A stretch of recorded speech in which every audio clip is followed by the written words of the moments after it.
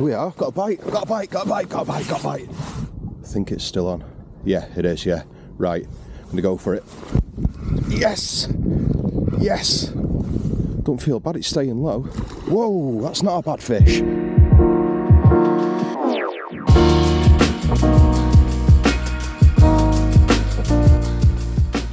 Hello everyone, hope you're all doing well.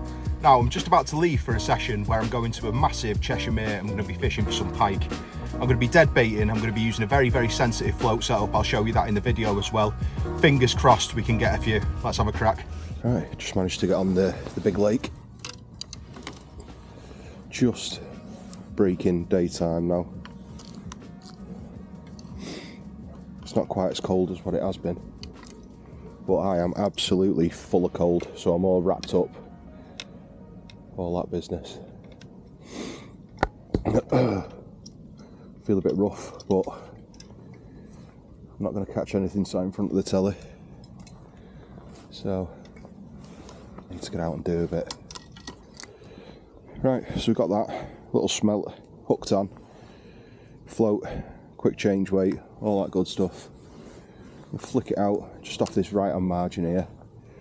There's a little marginal drop off, so if I can get it just on that, there we go, absolutely perfect. That is spot on, that. Now these hooks will go in nicely to start with. I can guarantee that because the bait's frozen. But as it starts thawing out, I may well have to reposition these hooks, just because the skin does become a bit softer, the flesh becomes a little bit softer with the bait, and what tends to happen is hooks fall out, all that kind of thing, so might have to reposition it, but for the time being it'll cast. Should be alright there. A little deep, bring it back a touch.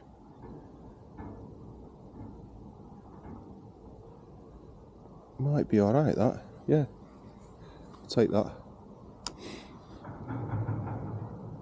Yeah, take that one. Not bad at all. Right, so the traps are set. All I need to do now is sit back and wait and let a £20 pike bring the bait back for me. Sounds easy enough, doesn't it? But yeah, as I say, I've got a sardine on that one that's over here somewhere, and I've got a smelt on the one that's just off the edge of these reeds here. So two different size baits, one really oily, one smaller, a little bit different, bit of a different smell. So hopefully something finds it and picks it up. Fingers crossed. I'm pretty sure something's on that left hand rod. Pretty sure. Just giving a bit of movement. Yeah, I think there could be. Yeah. 100%. Yes, get in. Yes, come on. Whoa. Get in. Whoa. Bloody hell. It's a strong fish, that. Don't think it's particularly big, but it's strong. Get in. Oh, that was fantastic. Let's see if we can get a net under it. Come on, Spud. Let's have you. Let's have you. Let's have you. Yes, get in. Get in. Get the other camera set up and we'll have a little look at him. Right guys, so first one of the morning, dead easy to unhook, cracking fish, absolutely stunning, really nice. That one was caught on the sardine, absolutely beautiful fish. Again, not the biggest fish in the world, but just to get off the mark, fantastic, makes it all worth coming out in the morning. Let's get him back. Get this guy back.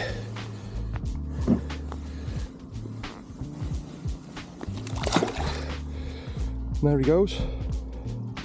Not the most elegant of releases, not gonna lie. But it just slipped out of my hands before I managed to get down to the water, but a cracking start that. Really is a cracking start. Well pleased. So yeah, just wanted to go through the setup really quick that I'm using. I keep looking behind me because I've still got a rod out, so I don't want to miss a bite, but I've got a £3 test curve carp rod.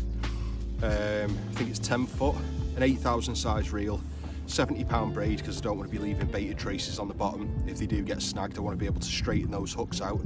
The worst thing you can possibly do is leave a baited trace on the bottom. If somehow a pike does manage to pick that up, it's not looking good for the fish. So down from that, as you can see there, I've got a float stop, and that is for adjusting depth. A couple of beads, so I know how far the float's up. Then we're going to a float, and then we're going to a quick change weight. Got a little buffer bead on there so it can run, just so there's no resistance. And then got a quick change swivel so I can change my traces over quickly. Or once the fish is in the net, once I've got it on the bank, I can just unclip it and I've not got all this waving round.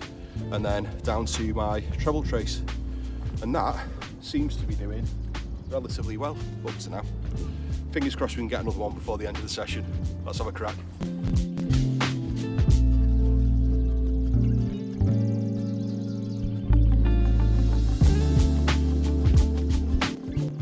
Here we are, got a bite, got a bite, got a bite, got a bite, got a bite, got a bite, got a fish on, and my reel's all tangled, which is perfect. I love that, love it when that happens. Yeah, definitely a fish on there, definitely a fish on. See if it's still moving off, it might have dropped it. Might have dropped it. I was a bit late on picking it up. Is it still moving? I think it's still on. Yeah, it is, yeah. Right, I'm gonna go for it. Yes!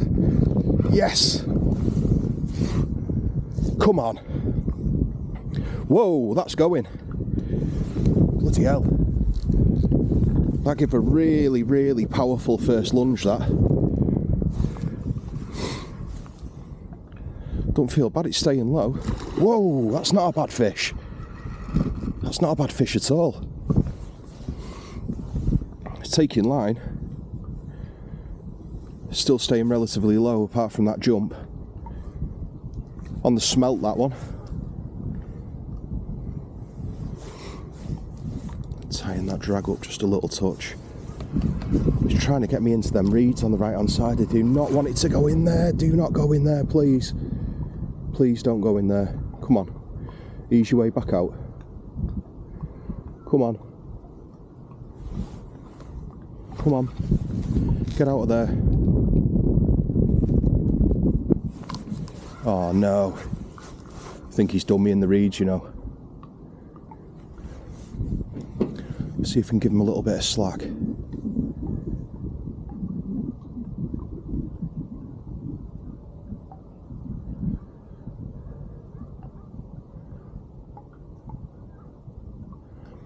I think he might have done me.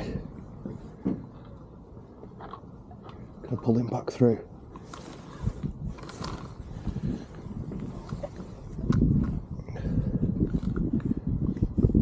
No, he hasn't. Yes, get in. He's come out of the reeds. Whoa!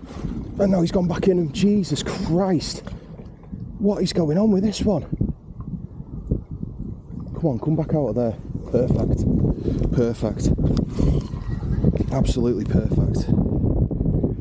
Jesus. Not even a big fish. Not even a big fish. Didn't half give a fight for his size. Bloody hell. Come on, let's get you in. Let's get you in. Well, he's not bad. Bloody hell. I'm struggling to get him in the bloody net. Come on. Come on. There we go. Yes, get in. Look at that. Nice fat winter fish. Again, not the biggest fish in the world. Starting to put some weight on for the winter though. Really, really beautiful fish that. Fantastic. Let's get it back.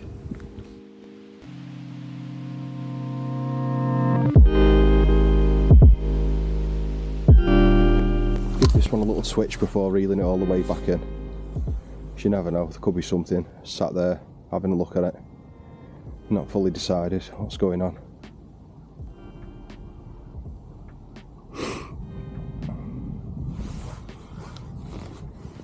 What? What the hell? I'm pretty sure just as I've moved that, a fish has took it. What? Whoa, Jesus. Bloody hell. Just as I've moved that, a fish has took it. No way. That is crazy. It's dead lightly hooked. Dead lightly hooked. Just giving it a little twitch in. Wow. Right, yeah. Dead lightly hooked. Come on, let's get you. Wow. Absolutely unbelievable. No way. I was just about to say that sometimes a fish can be sat there on the bottom. Look at that. I was just about to say that sometimes a fish can be sat there on the bottom looking at a bait for God knows how long. I've given it a little twitch, let it rest, and then just started reeling it in, slow, bang, pike takes it. Wow. Absolutely unreal. And it's not a bad fish, that. It really isn't. Oh, Jesus Christ, it's giving me a good soaking then. Bugger. Let's take a look at it. So yeah, we were going to have a look at that pike. Unfortunately, as I was unhooking it, my mat is there and the water is there. So I've managed to get the hooks out and it's flaps off back into the water and off it goes. So yeah, that's kind of how that went. Happens, I suppose.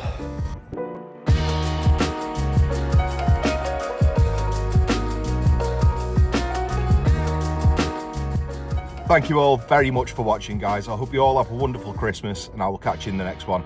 Cheers.